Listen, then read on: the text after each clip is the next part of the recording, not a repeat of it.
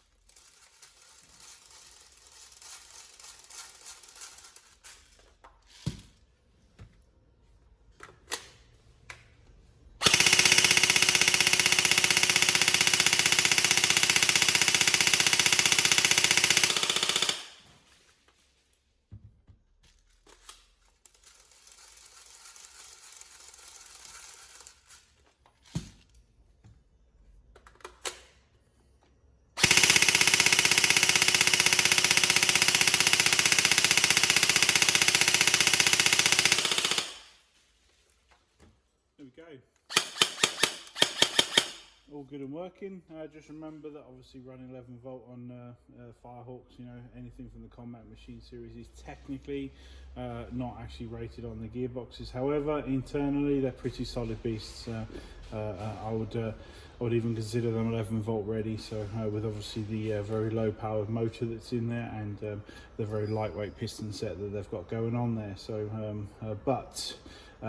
remember obviously the springs that come with them are 330, so you are teetering on the edge of maybe not returning it fast enough for 11 volt, especially if you upgraded the motor and stuff like that that's in there. So at the moment, yeah, we feel confident, like I say, that this should go at the very least for 6 months. However, it has a mechanical contact switch on here, so eventually that will burn out from the single shots.